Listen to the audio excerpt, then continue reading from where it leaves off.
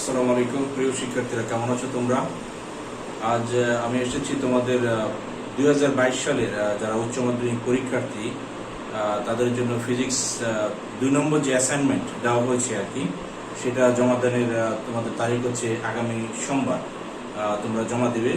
আশা করি তোমরা প্রথম যে অ্যাসাইনমেন্টটি সেটি জমা দিয়ে দিয়েছো। আমাদের যে দ্বিতীয় যে ফিজিক্সের অ্যাসাইনমেন্টটা আর কি, সেটাতে আমাদের হচ্ছে কিছু প্রশ্ন দেওয়া আছে। এই যে গ্রাফটা দেওয়া ছিল আর কি, একটা হচ্ছে পিভি গ্রাফ, এক্স অক্ষ বরাবর আয়তন এবং ওয়াই অক্ষ বরাবর ছিল তোমার প্রেসার পি, এবং সেখানে তোমার হচ্ছে T1 থেকে T2 অংশে কাজ, এবং খতে বলা ছিল যে T1 থেকে T2 তে উন্নতির ফলে গৃহীত তাপ কত এবং অভ্যন্তরীণ শক্তির পরিবর্তন কত, এবং গতে দেওয়া ছিল যে T2 থেকে T3 তে পরিবর্তনের ফলে গৃহীত তাপ কত এবং অভ্যন্তরীণ শক্তির পরিবর্তন কত।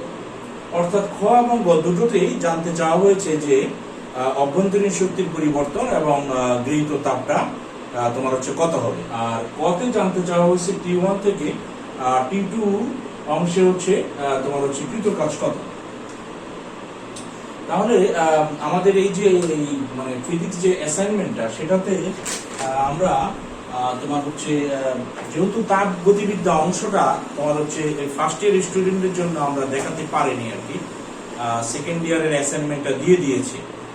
সুতরাং কিছু করার নেই, এই জন্য আমাদের হচ্ছে তাপ গতিবিদ্যা অধ্যায়টা একটু দেখে নিতে হবে।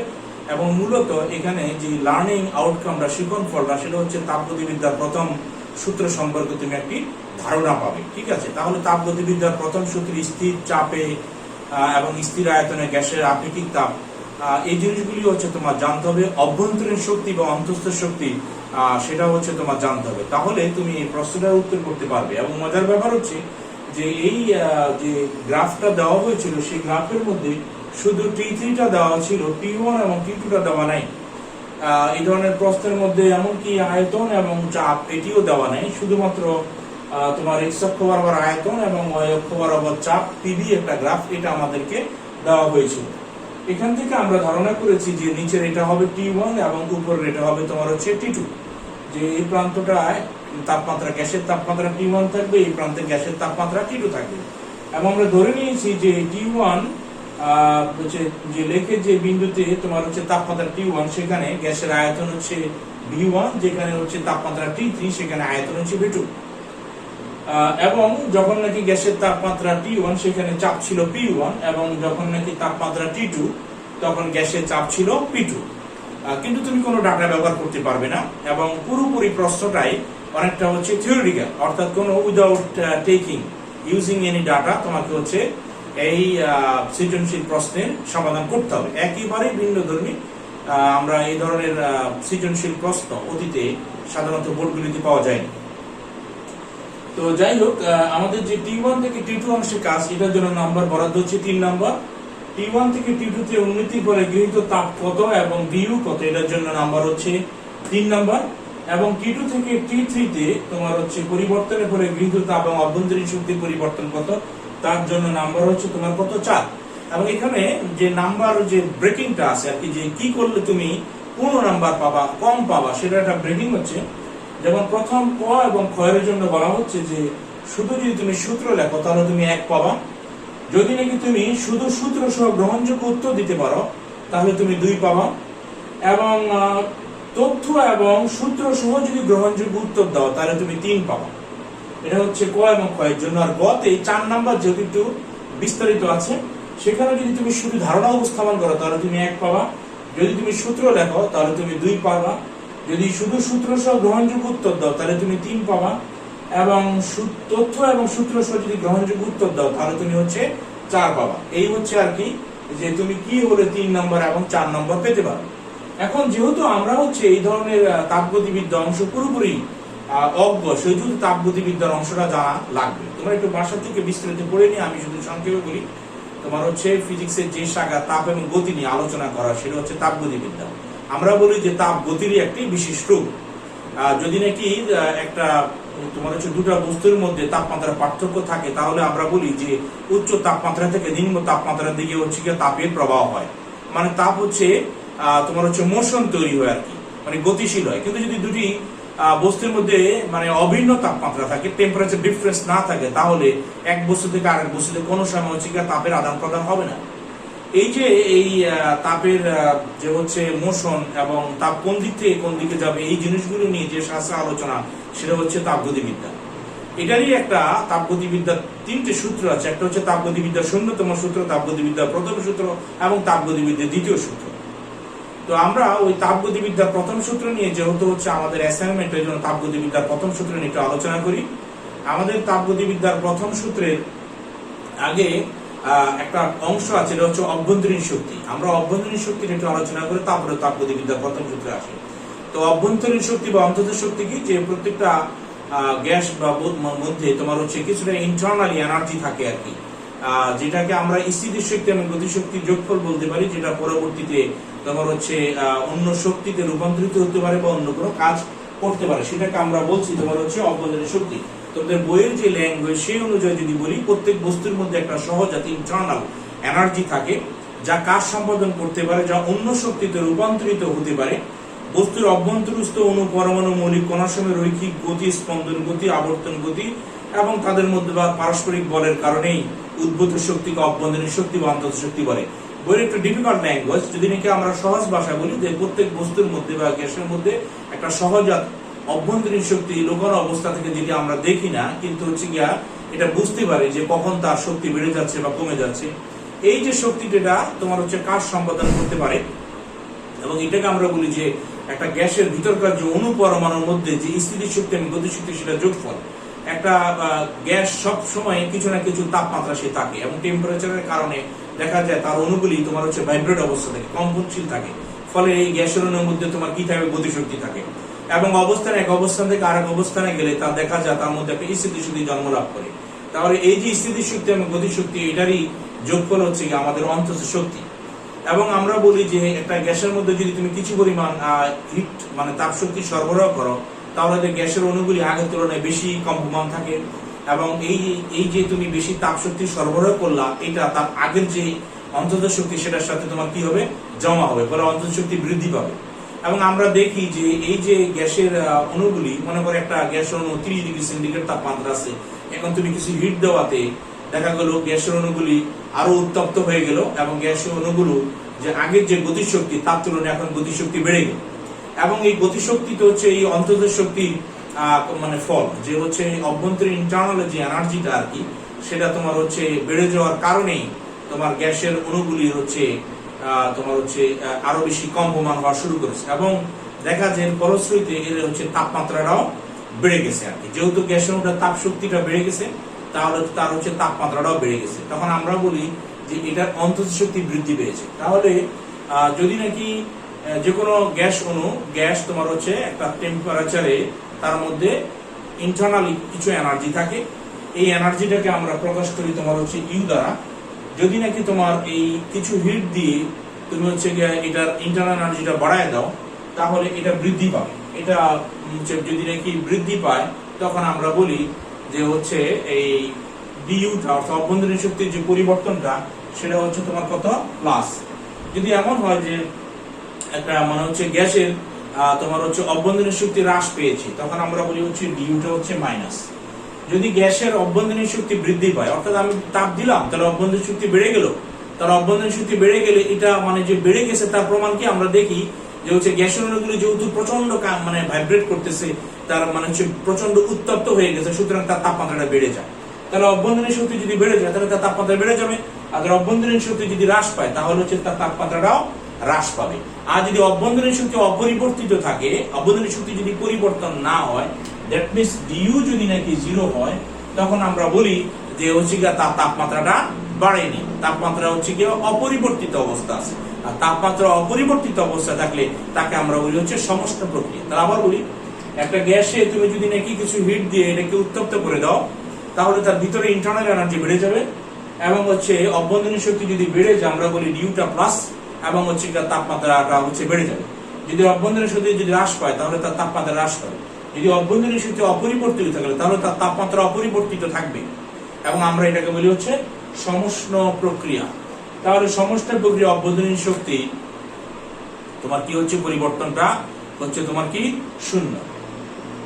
এখন এরই মধ্যে তোমার আরো কিছু তোমার হচ্ছে প্রক্রিয়া আছে, যেগুলো আলোচনা করবো। তার আগে আমরা মানে হচ্ছে তাপগতিবিদ্যার প্রথম সূত্র নিয়ে আলোচনা করি। আমরা বলি যে কোনো গ্যাসে যদি নাকি কিছু পরিমাণ তাপ শক্তি সরবরাহ করো, তাহলে তার কিয়ৎ অংশ, কিছু অংশ অভ্যন্তরীণ শক্তি বৃদ্ধিতে ব্যয়িত হবে এবং বাকি অংশ কি করবে, তার বাহ্যিক কাজ করবে। যদি আমরা সূত্রগুলি এখানে লিখে ফেলি, যে অভ্যন্তরীণ শক্তি যদি নাকি আমি একটা গ্যাসের মধ্যে ডিকিউ পরিমাণ তাপ শক্তি সরবরাহ করি, তাহলে অভ্যন্তরীণ শক্তি বৃদ্ধি হবে ডিইউ, আর বাহ্যিক কাজ হবে হচ্ছে তোমার কি ডিডব্লিউ। তাহলে গ্যাসের মধ্যে তোমার কি হবে, অভ্যন্তরীণ শক্তি বৃদ্ধি পাবে ডিইউ, আর বাহ্যিক কাজ হবে তোমার কত, ডিডব্লিউ। এটা হচ্ছে তোমার কি তাপগতিবিদ্যার কি প্রথম সূত্র। এটা হচ্ছে তাপগতিবিদ্যার হচ্ছে তোমার প্রথম সূত্র। এখন এই তাপগতিবিদ্যার প্রথম সূত্রে এই ডিইউ ডিডব্লিউ এগুলো কিভাবে পরিবর্তন হয়, মানে এটা আমরা কিভাবে লিখবো আর কি, এটাকে ভেঙে, সেটার একটা ব্যাপার হচ্ছে যে চারটা প্রসেস আছে আর কি। আমরা বলি আর কি সমচাপী প্রক্রিয়া, সময়আয়তনী প্রক্রিয়া, সমষ্ণ প্রক্রিয়া এবং রুদ্ধতাপীয় প্রক্রিয়া।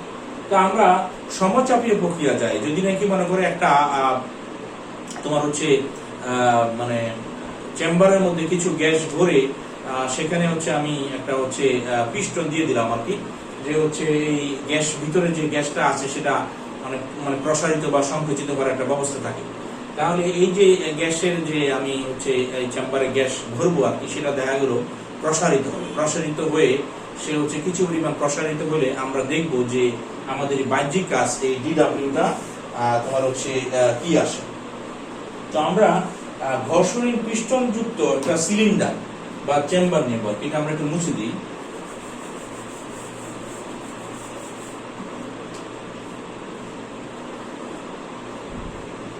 এটা মনে করে একটা সিলিন্ডার, এর মধ্যে ঘর্ষণীয় পিস্টন যুক্ত একটা সিলিন্ডার, এবং এই সিলিন্ডারের মধ্যে আমি হচ্ছে কিছু গ্যাস নেব। তো গ্যাস নিলে গ্যাসটা তোমার কি করবে, এদিকে তোমার হচ্ছে কি করবে, চাপ প্রয়োগ করবে। তো আমরা যদি নাকি এই যে চাপজনিত যে বলটা, সেটা মনে করলাম এপি বলটা হচ্ছে পি এ প্রয়োগ করলাম। যদি নাকি প্রয়োগ মানে হচ্ছে গ্যাসটা নিজের থেকেই যদি নাকি প্রসারণ হয়, ঠিক আছে, অর্থাৎ সিস্টেম যদি পরিবেশের উপর কাজ করে, তাহলে ভিতরকার যে গ্যাস এটা প্রসারিত হয়ে তোমার হচ্ছে পিস্টনটাকে একটু সরিয়ে দিয়ে, মনে করলাম হচ্ছে কি এটা এক্স পরিমাণ সরে গেল। এটা কি হলো, এটা এখানে ছিল, এটা কি করলো, এটা তোমার হচ্ছে এক্সপেন্ডিং হয়ে এখানে আসলো। তাহলে আমি বললাম যে আগের তুলনায় সে মনে করলাম ডিএক্স পরিমাণ হচ্ছে সরে গেছে। তাহলে ডিএক্স পরিমাণ যদি নাকি সরে যায়, তাহলে কৃত কাজ কত হবে। এইটা আমি ধরলাম যে যতখানি সরে গেছে তার মধ্যে কিছু সরণ হয়েছে তোমার কত ডিএক্স, পুরো সরণটা আমি ধরলাম। তাহলে ক্ষুদ্র ডিএক্স সরণে কৃত কাজ আমরা বলি কাজ ইকুয়াল টু হচ্ছে বল গুণ সরণ, বল এফ ইনটু হচ্ছে সরণ ডিএক্স। এফটা লেখা যায় তোমার হচ্ছে পি এ ইনটু হচ্ছে ডিএক্স। তাহলে পি এই এ ডিএক্স এটাকে আমরা লিখতে পারি হচ্ছে ডিভি। তাহলে আমরা যে হচ্ছে ক্ষুদ্র ডিএক্স সরণের যে ক্ষুদ্র কৃত কাজ ডিডব্লিউ, এটাকে লেখা যায় হচ্ছে পি ইনটু ডিভি। ডিভি মানে হচ্ছে আয়তনের পরিবর্তন। এখন বলো স্যার এখানে মানে ক্ষুদ্র যে আমার ডিএক্স সরণটা মনে করো অনেক বড় সরণ হলো, এর মধ্যে যদি ক্ষুদ্র সরণ ধরি, তাহলে আমাদের কৃত কাজ হচ্ছে মানে হচ্ছে এফ ইনটু ডিএক্স। সেখান থেকে F equal to P A into d x, A into d x, এটাকে লেখা যায় ডিবি। এ হচ্ছে ক্ষেত্রফল, ডিএক্স হচ্ছে সামনে কতখানি প্রসারিত করি, তাহলে এটা হচ্ছে আয়তনের ক্ষুদ্র পরিবর্তন হচ্ছে ডিবি। এখন যদি আমরা টোটাল কাজটা বের করতে যাই আর কি, যে আমি পুরো কাজটা করব, তাহলে আমার ডাব্লিউ ইকুয়াল টু আসবে ইন্টিগ্রেশন অফ ডাব্লিউ, এটাকে আমরা লিখবো পি ডিবি। যেহেতু স্থির চাপে আমার হচ্ছে এই কাজটা হচ্ছে সমচাপীয় প্রক্রিয়া, পিটাকে বের করে নিয়ে আসতে থাকে ডিবি, এবং মনে করো ভি1 থেকে ভি2 আয়তনে যাবে, এটাকে আমরা লিখতে পারি পি ভি। এটা যদি লোয়ার লিমিট আপার লিমিট বসায় দিই, তাহলে আসবে পি ভি2 বিয়োগ ভি1 সমান সমান হচ্ছে পি ডেল ভি। তাহলে আমাদের যে এই সমচাপীয় বা স্থির চাপে যে মানে হচ্ছে গ্যাস করতে যে কৃত কাজ, সেটা আসছে তোমার হচ্ছে কি পি ইনটু ডেল ভি, অর্থাৎ গ্যাসের চাপ ইনটু হচ্ছে আয়তনের পরিবর্তন। মনে করো ভি1 আয়তন থেকে সে ভি2 আয়তনে গেল, তাহলে হচ্ছে পি ইনটু ডেল ভি, আয়তনের বিয়োগফল। ওকে, এটা হচ্ছে তোমার কি স্থির চাপে গ্যাসের তোমার হচ্ছে কৃত কাজ। আরেকটা আছে তোমার হচ্ছে সময় আয়তন প্রক্রিয়া। যদি নাকি আয়তন সমান রেখে তোমার হচ্ছে একটা গ্যাসের মধ্যে তুমি কিছু পরিমাণ তাপ শক্তি সরবরাহ করো, তাহলে আমরা দেখবো যে তাপগতিবিদ্যার প্রথম সূত্রটা কিরকম আসে। তাহলে আচ্ছা, স্থির চাপে যে তোমার যদি নাকি গ্রাফ কোনো সময় দেয়, তাহলে তার গ্রাফটা হবে এরকম, যে এইদিকে মনে করো হচ্ছে ভি দিলাম, এইদিকে পি দিলাম, তাহলে স্থির চাপের গ্রাফ এরকম। অর্থাৎ এই গ্রাফের প্রত্যেকটা বিন্দুতে তোমার হচ্ছে তোমার কি চাপ সমান, এই বিন্দুতে চাপ এত, এই বিন্দুতে চাপ এত, এই বিন্দুতে চাপ এত। তাহলে এই গ্রাফের প্রত্যেকটা বিন্দুতে তোমার কি সেম চাপ, এটা হচ্ছে স্থির চাপের গ্রাফ।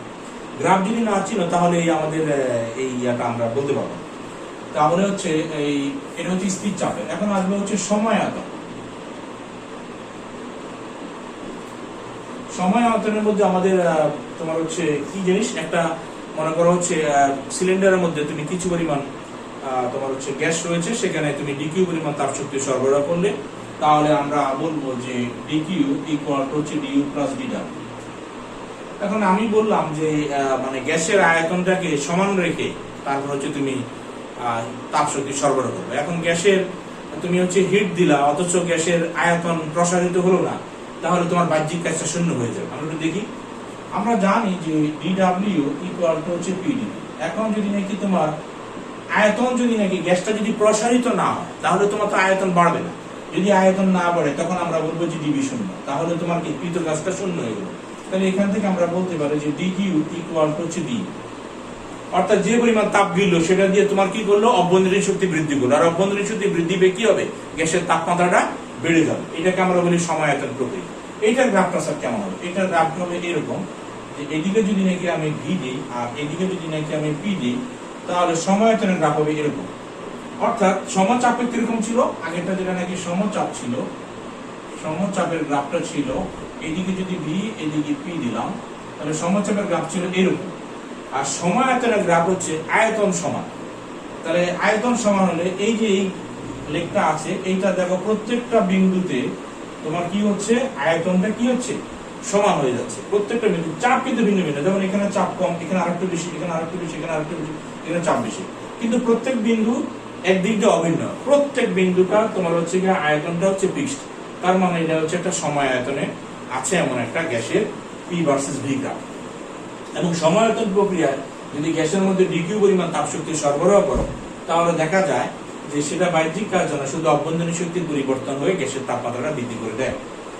এটা হচ্ছে আমাদের কি সময় আয়তন প্রক্রিয়া। আর সমস্ত প্রক্রিয়াটা হচ্ছে তোমার কি, গ্যাসের যদি নাকি তুমি তোমার হচ্ছে তাপমাত্রা তুমি হচ্ছে সমান রাখো, তাহলে সমান রেখে যদি নাকি তুমি প্রক্রিয়াটা চালাতে পারো তাহলে সমস্ত প্রক্রিয়া। তো আমরা একটু সমস্ত প্রক্রিয়া দেখে আসি। সমস্ত প্রক্রিয়া আমরা জানি যে, মনে করি যে একটা গ্যাসের সমস্ত প্রক্রিয়া তুমি তাপ শক্তি সরবরাহ করলাম এবং আমরা মানে হচ্ছে তাপগতিবিদ্যার যে প্রথম সূত্র সেখানে দেখলাম, এটা হচ্ছে সমস্ত আমরা লিখে দিই যে তোমার তাপমাত্রা সমান থাকতে হবে। তাহলে d Q equal two DU plus DW. তাহলে এটাকে তুমি ডিইউ প্লাস হচ্ছে ডিডব্লিউ। কারণ আমরা সমস্ত প্রক্রিয়া আমরা বলছি যে তাপমাত্রা কি থাকবে, টেম্পারেচার কি থাকবে, ফিক্সড থাকবে, ধ্রুব থাকবে। কারণ তাপমাত্রা যদি ধ্রুব থাকে তাহলে আমরা জানি যে তাপমাত্রা ধ্রুব থাকলে অভ্যন্তরীণ শক্তি ধ্রুব হবে, অপরিবর্তিত থাকবে। তার মানে অভ্যন্তরীণ শক্তির পরিবর্তন এই ডিইউটা এটা হয়ে যাবে তোমার কত, শূন্য। আমরা একটু আলোচনা করছি যদি অভ্যন্তরীণ শক্তি বাড়ে তাপমাত্রা বাড়বে, হ্রাস পেলে কমবে। আর যদি অভ্যন্তরীণ শক্তি অপরিবর্তিত থাকে তাহলে তাপমাত্রা অপরিবর্তিত থাকবে। দ্যাট মিন্স সমস্ত প্রক্রিয়া। এখন আমার টেম্পারেচার হচ্ছে ফিক্সড, যেহেতু সমস্ত সমান উষ্ণ, তাপমাত্রা কনস্ট্যান্ট, তাহলে ইন্টারনাল এনার্জি যে ইউ আসবে, অভ্যন্তরীণ শক্তি, এটার পরিবর্তনটা কি আসবে, শূন্য আসবে। এটার পরিবর্তন যদি শূন্য আসে তাহলে আমরা বলতে পারি ডিকিউ ইকুয়াল টু শূন্য প্লাস ডিডব্লিউ। অর্থাৎ যে পরিমাণ তাপ তুমি শোষণ করলা এটা দিয়ে তুমি কি করবা, বাহ্যিক কাজ করতে পারবা। এই হচ্ছে আমার কি সমস্ত প্রক্রিয়া। এবং আমরা জানি যে সমস্ত প্রক্রিয়া বয়েলের সূত্র মেনে চলে। তাহলে গ্রাফটা হবে কিরকম, এদিকে হচ্ছে তোমার ভি, এদিকে পি। আমরা জানি বয়েলের সূত্র অনুযায়ী চাপ বাড়লে আয়তন কমে, চাপ কমলে আয়তন বাড়ে। তার মানে হচ্ছে ইনভার্সলি প্রপোর্শনাল। গ্রাফটা কিরকম হয়ে যাবে, এই হচ্ছে তোমার কি এই সমস্ত প্রক্রিয়ার গ্রাফ। তাহলে তোমাকে কোনো অ্যাসাইনমেন্ট দিলে তুমি দেখতে হবে যে হচ্ছে অ্যাসাইনমেন্টের গ্রাফ এইরকম আছে না আগে যেটা দুটো দেখালাম তার সাথে মিল খাচ্ছে, এরকম সবগুলো অ্যানালাইজ করে দেখতে হবে যে আমার এই গ্রাফটা এখানকার কোনো গ্রাফের সাথে মিল খায় কিনা। তাহলে আমরা যে এই যে প্রেসারটা ভি এর সাথে তোমার হচ্ছে কি ব্যস্তানুপাতিক, তাহলে এটা হচ্ছে তোমার কি সমস্ত প্রক্রিয়া। আর একটা হচ্ছে রুদ্ধতাপীয় প্রক্রিয়া। তোমার যদি সিস্টেমে বাইরে থেকে যদি তাপ ভিতরে ঢুকতে না পারে, ভিতর থেকে তাপ বাইরে যেতে না পারে, তাহলে আমরা এটাকে বলি রুদ্ধতাপীয় প্রক্রিয়া, তাপরুদ্ধ। রুদ্ধতাপীয় প্রক্রিয়ায় যেহেতু আমি তাপ ভিতর থেকে বাইরে যেতে পারছে না বা বাইরে থেকে ভিতরে ঢুকতে পারছে না, রুদ্ধতাপীয় প্রক্রিয়া। রুদ্ধতাপীয় প্রক্রিয়া হচ্ছে তোমার কি তাপ ভিতর থেকে বাইরে যাবে না, বাইরে থেকে ভিতরে আসবে না। অর্থাৎ আমি গ্যাস চেম্বার বা যে সিলিন্ডারকে এমন অবস্থা করবো ওই যে তাপ সুপরিবাহী হতে পারবে না, মানে চতুর্দিকে অন্তরক থাকবে, যেন কোনোভাবেই তাপ ভিতরে ঢুকতে না পারে, বিন্দু থেকে বাইরে যেতে না পারে। একদম অন্তর দিয়ে আমি হচ্ছে চতুর্দিক ক্লোজ করে দেবো, যেন তাপের আদান প্রদান না হয়। তাহলে যে আমি হচ্ছে রুদ্ধতাপী প্রক্রিয়া মেনটেন করতে পারবো, নাহলে না। কারণ রুদ্ধতাপী প্রক্রিয়া যেহেতু তাপ শোষণ করছে না, বাইরে থেকে ঢুকছে না, বিন্দু থেকে বাইরেও যাচ্ছে না, তাহলে ডিকিউটা শূন্য। এটা যদি শূন্য হয় আমরা বলবো ডিইউ প্লাস ডিডব্লিউ। তাহলে আমরা বলতে পারি ডিডব্লিউ ইকুয়াল টু হচ্ছে মাইনাস ডি। এখন মনে করো হচ্ছে আমি গ্যাসটা কি হচ্ছে প্রসারিত হবে, অর্থাৎ তুমি কি করলা, গ্যাস প্রসারিত করলা, অথচ ডিকিউ কি কোনো পরিমাণ তাপ শক্তি সরবরাহ করলা না। তাহলে তাপ দিলে না, অথচ তোমার বাহ্যিক কাজ হয়ে গেল, অর্থাৎ আয়তন প্রসারণ হলো, বাহ্যিক কাজ হলো, কিন্তু মাইনাস ডি, অর্থাৎ অভ্যন্তরীণ শক্তি হ্রাস পেয়ে গেছে। মানে অর্থাৎ তুমি কোনো ফুয়েল দিলা না, জ্বালানো দিলা না, হিট এনার্জি মানে হচ্ছে হিট দিলা না, তাপ শক্তি সাপ্লাই করলো না, কিন্তু ইন্টারনালি তো তার ভিতরে শক্তি ছিল, যেটাকে আমরা অভ্যন্তরীণ শক্তি বলি। সেই অভ্যন্তরীণ শক্তি হ্রাসের বিনিময়ে তোমার কাজ হয়ে গেছে। তাহলে যেহেতু অভ্যন্তরীণ শক্তি হ্রাস পেয়েছে, আমরা বলি হচ্ছে ওখানে ঠান্ডা তৈরি হয়েছে, অর্থাৎ তাপমাত্রা কমে গেছে। এই তাপমাত্রা কমে গিয়ে তোমার হচ্ছে গিয়ে আমার কি প্রসারণের কাজটা হয়ে গেছে। যদি নাকি সংকুচিত হতো তাহলে আমরা বলতাম যে হচ্ছে সংকুচিত হলে আমরা বলতাম যে zero equal to DU minus DW. অর্থাৎ প্রসারিত হলে যদি নাকি আমরা বলি যে প্রসারণ হয়, তাহলে ডিডব্লিউটা প্লাস, আর যদি নাকি সংকুচিত হয় ডিডব্লিউটা মাইনাস, তখন অভ্যন্তরীণ শক্তি ডিইউ ইকুয়াল টু হতে তোমার কত, প্লাস ডিডব্লিউ। অর্থাৎ তখন যে আমার যে কাজটা হতো সেটাতে তোমার দেখো ডিইউটা কিন্তু প্লাস, ডিডব্লিউ ইকুয়াল টু ডিভাইডটাকে যদি ঘুরাই লিখি, ডিডব্লিউ ইকুয়াল টু হচ্ছে তোমার কত, ডিইউ। এবং এখানে ডিইউ কিন্তু কোনো চিহ্ন নেই, মানে প্লাস। অর্থাৎ এখানে যে সংকোচনের কারণে আমার হচ্ছে যে আমি মানে হচ্ছে এই পরিবেশ সিস্টেমের উপর কাজ করেছে, এই কারণে তোমার কি হয়ে গেছে, যে বাড়তি কাজটুকু এইটা তোমার হচ্ছে সিস্টেমের যে ভিতরে যে ইন্টারনাল এনার্জি ছিল তার সাথে মানে যোগ হয়ে এই ইন্টারনাল এনার্জিটা বৃদ্ধি পেয়েছে। দ্যাট মিনস তাপমাত্রা বেড়ে গিয়েছে এই প্রক্রিয়া। তো এই রুদ্ধতাপী প্রক্রিয়ার গ্রাফটা কি, সেটা মানে সমষ্টি লেখার তুলনায় আমরা বলি গামা গুণ খাড়া। এদিকে যদি ভি হয়, এদিকে যদি পি হয়, তাহলে এটা হচ্ছে একটু খাড়া হয়ে যাবে। মানে আগে সমষ্টি যদি হয় এরকম গ্রাফ, রুদ্ধতাপীয় গ্রাফটা হবে তার তুলনায় হচ্ছে একটু খাড়া, অর্থাৎ সমষ্টি ছিল এরকম, আর রুদ্ধতাপীয় আর একটু খাড়া হবে। তো যাই হোক, আমাদের এই যে রুদ্ধতাপীয় প্রক্রিয়া সেটা গ্রাফটা অনেকটা সমষ্টির সাথে মিল আছে, একটু কিন্তু একটু খাড়া হবে। তাহলে এই হচ্ছিল আর কি আমাদের এই চারটা প্রক্রিয়া। এছাড়া আমাদের আরো আছে তোমার ওই যে স্থির চাপে গ্যাসের আপেক্ষিক তাপ এবং স্থির আয়তনে গ্যাসের আপেক্ষিক তাপ। আমরা বলি যে 1 মোল গ্যাসের তাপমাত্রা 1 কেলভিন বৃদ্ধি করতে যে পরিমাণ তাপ লাগে সেটাকে বলি আমরা আপেক্ষিক তাপ। যদি স্থির চাপে গ্যাসের আপেক্ষিক তাপ বলি, তাহলে CPU equal to DQ divided by NDQ. আবার সিবি, এটাও একই সূত্র, যে আয়তন স্থির রেখে কোন গ্যাসের তাপমাত্রা যদি 1 কেলভিন বৃদ্ধি করতে যে তাপের প্রয়োজন হয় তাকে বলে হচ্ছে সিবি। এন এর মান যদি 1 হয়, আর ডিটি অর্থাৎ তাপমাত্রা বৃদ্ধি করতে যদি মানে 1 কেলভিন যদি বৃদ্ধি করি, তাহলে যে পরিমাণ তাপ ডিকিউ লাগবে সেটা হচ্ছে সিবি। একইভাবে আয়তন স্থির রেখে এন যদি 1 মোল হয়, আর ডিটি তাপমাত্রা বৃদ্ধি যদি নাকি 1 কেলভিন হয়, তাহলে যে পরিমাণ তাপ ডিকিউ লাগবে সেটা হচ্ছে সিবি। এবং আমরা জানি যে সিপি সিবির তুলনায় বড়, কারণ এই ক্ষেত্রে তাপ সরবরাহ করে কাজ হয় তোমার হচ্ছে কি দুটো কাজ করতে হয়। একটা হচ্ছে তোমার কি গ্যাস প্রসারিত করতে হয়, অভ্যন্তরীণ শক্তিও বাড়ানো লাগে। কিন্তু সিবিতে তোমার কি হচ্ছে সেরকম না, সিবিতে হচ্ছে তোমার কি আয়তন স্থির, অর্থাৎ আয়তন যেহেতু স্থির, বাহ্যিক কাজ নাই, শুধুমাত্র অভ্যন্তরীণ শক্তি বৃদ্ধি পেয়ে তাপমাত্রা বাড়বে। তাহলে এখানে কাজ হচ্ছে একটা, এখানে হচ্ছে কাজ হচ্ছে দুটো। এই জন্য আমরা বলি যে সিপি ইজ গ্রেটার দেন হচ্ছে সিবি। এখন এখান থেকে আমরা ডিকিউ ইকুয়াল টু লিখতে পারি এন সিপি ডিটি, আর এখান থেকে লেখা যায় যে ডিকিউ ইকুয়াল টু হচ্ছে এন সিবি ডিটি। এখন যদি নাকি স্থির চাপের প্রক্রিয়া হয়, তখন শোষিত তাপ d Q equal to n C B d T লেখা যায়। আর স্থির আয়তনে যদি নাকি হয়, তাহলে ডিকিউ লেখা যায় এন সিবি ডিটি। এটা নিয়ে আমরা একটু চিন্তা করি। দেখো, যদি নাকি স্থির আয়তনে হয়, আমরা একটু আসি স্থির আয়তন, স্থির যদি নাকি আয়তন হয়, তাহলে আমরা বলছি যে C B equal to DQ divided by হচ্ছে এন ডিটি। তাহলে ডিকিউ ইকুয়াল টু হচ্ছে এন সিবি ডিটি। তাহলে স্থির আয়তনে যে শোষিত তাপ সেটা হচ্ছে এন সিবি ডিটি। কিন্তু আয়তন স্থির রাখলে আমরা তাপগতিবিদ্যার যে প্রথম সূত্র সেটা কি পেলাম, ডিইউ প্লাস হচ্ছে ডিডব্লিউ, অর্থাৎ ডিইউ প্লাস ডিডব্লিউ হচ্ছে পিডিবি।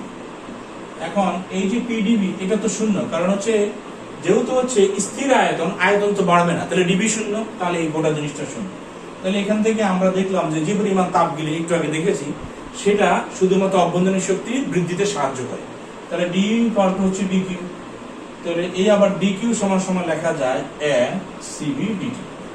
তাহলে আমরা এখান থেকে লিখতে পারি যে ডিইউ সমান সমান হচ্ছে এনসিবিডিটি, অর্থাৎ অভ্যন্তরীণ শক্তির পরিবর্তন হচ্ছে তোমার কি মোট সংখ্যা ইনটু স্থির আয়তনে গ্যাসের আপেক্ষিক তাপ এবং হচ্ছে তাপমাত্রার পরিবর্তনের সময়।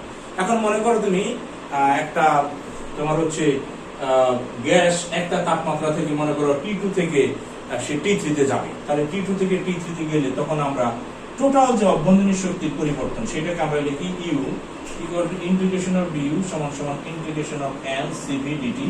এটা যেহেতু ধ্রুবক এটাকে বাইরে নিয়ে আসবো, আর ইন্টিগ্রেশন অফ ডিটি এটা মনে করো T2 থেকে সে T3 তাপমাত্রা গেলে, তাহলে এটাকে আমরা লিখতে পারি এন সিভি, এটা ভিতরে সমাকলন করলে টি থাকবে আর তাপমাত্রা T2 থেকে T3, তাহলে আমরা লিখবো এন সিভি T3 বিয়োগ হচ্ছে T2।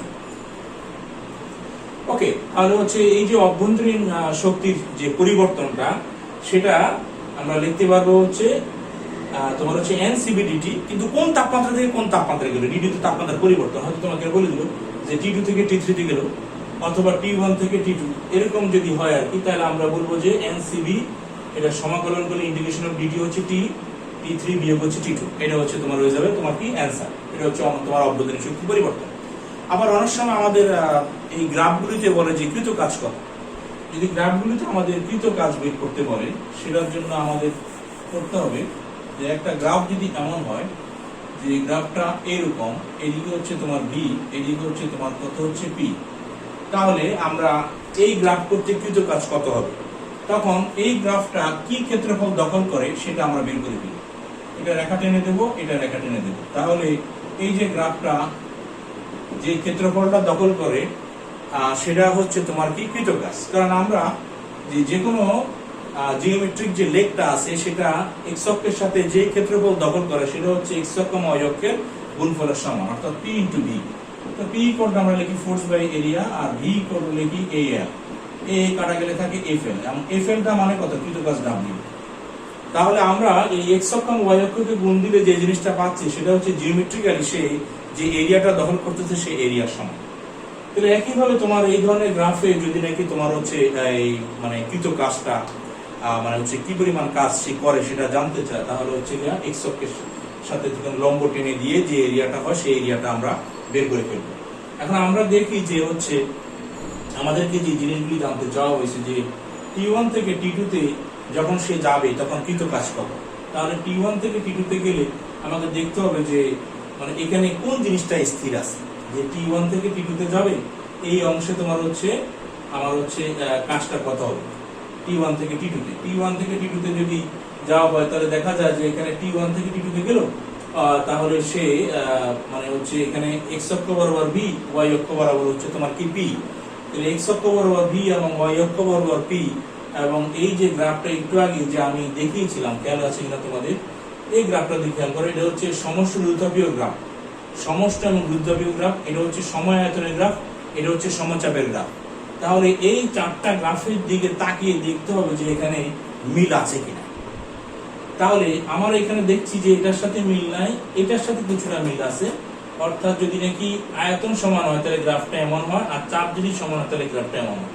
তাহলে এই ধরনের যদি নাকি গ্রাফ হয় যে আমার হচ্ছে খাড়ার গ্রাফটা, তাহলে আমরা এটা বলবো হচ্ছে সমায়তন প্রক্রিয়া, এবং সমায়তন প্রক্রিয়া আমরা জানি কি যে সমায়তন প্রক্রিয়া হচ্ছে কৃত কাজ কত হবে, শূন্য, যেহেতু আয়তন প্রসারণ নেই কৃত কাজ শূন্য। তাহলে T1 থেকে T2 অংশে যদি আমরা বলি আর কি, যেহেতু সমায়তনের প্রক্রিয়া তোমরা বুঝে গেছো আর কি যে কাজটা আসবে 0, আর T1 থেকে T2 তে উন্নতির ফলে গৃহীত তাপ কত এবং ডিইউ কত, এটা আমরা তাপগতিবিদ্যা প্রথম সূত্র থেকে অলরেডি মানে বের করে বলছি যে তাপ তো দুইভাবে ব্যয়িত হয়, একটা হচ্ছে তোমার কি বাহ্যিক কাজ করে, একটা হচ্ছে অভ্যন্তরীণ শক্তির পরিবর্তন করে। এখন বাহ্যিক কাজ যেহেতু নাই, তাহলে যে পরিমাণ তাপ শোষণ করেছে সেটা হচ্ছে অভ্যন্তরীণ শক্তির পরিবর্তন। তাহলে গৃহীত তাপ আর এই যে তোমার অভ্যন্তরীণ শক্তির পরিবর্তন এটা হচ্ছে তোমার কি সমান আর কি, মানে এই যে গৃহীত তাপটা যেটা আর কি, শোষিত তাপ যেটা আর কি, সেটাই আমরা লিখবো অভ্যন্তরীণ শক্তির পরিবর্তন, বাহ্যিক কাজ যেহেতু তোমার হচ্ছে নাই। আবার যে অভ্যন্তরীণ শক্তির পরিবর্তন সেটা আমরা মাত্র এই সূত্রের মাধ্যমে দেখে নিলাম যে অভ্যন্তরীণ শক্তির পরিবর্তনটা কিভাবে আমরা সূত্রের মাধ্যমে করতে পারি। আবার এখানে T2 থেকে T3 তে যখন নাকি চলে আসছে আর কি, তাহলে বলতেছে গৃহীত তাপ এবং অভ্যন্তরীণ তোমার হচ্ছে শক্তির হচ্ছে পরিবর্তনটা কত, এটা আমাকে বের করতে বলছে। তো একইভাবে আর কি T2 থেকে T3 এই গ্যাপটা আমরা দেখবো যে এইগুলার সাথে কোনটার সাথে মিল আছে কিনা। এগুলার সাথে যদি মিল থাকে তাহলে ওই সংশ্লিষ্ট অংশে আমরা যে আলোচনা করেছি সেই অংশ থেকে আমরা বের করে ফেলতে পারবো ইনশাআল্লাহ। আর যদি দেখি না যে T2 থেকে যখন T3 আসছে তখন সে চাপ মনে করো P2 থেকে সে চাপ P1 এ চলে এসেছে এবং আয়তন কিন্তু V1 থেকে V2 তে চলে আসে, অর্থাৎ চাপেরও পরিবর্তন হয়েছে, আয়তনের পরিবর্তন হয়েছে এবং একই সাথে তাপমাত্রা T2 থেকে সে T3 তে চলে আসে, অর্থাৎ সবকিছু চেঞ্জ হয়ে গেছে। কিন্তু আমরা দেখবো এটা কি সমষ্টার প্রক্রিয়া কিনা, এটা কি রুদ্ধবীয় প্রক্রিয়া কিনা, এটা কি সমায়তনের প্রক্রিয়া কিনা, এটা কি সমচাপীয় প্রক্রিয়া কিনা, কোনো কিছুই যদি নাকি না মিলে তাহলে সাধারণভাবে চিন্তা করে আমরা যে তাপগতিবিদ্যার প্রথম সূত্র dq = du + dw সেটা দিয়ে আমরা কাজ করব। আমাদের সূত্র আমাদের জন্য কি ছিল? আমাদের জন্য সূত্র ছিল dq = du + dw। যদি কোনো কিছুর সাথে না মিলে তখন আমরা এটাতে দেখব যে du কত dw কত। যদি আমাদের সূত্র আমরা জানি যে du = n cv dt, এখানে আমরা দেখব যে তাপমাত্রা কোথা থেকে কোথায় গিয়েছে, তাপমাত্রা কোন জায়গা থেকে কোন জায়গায় গিয়েছে, এখান থেকে অভ্যন্তরীণ শক্তিটা বের হয়ে যাবে। আর dw তোমার কি কৃত কাজ।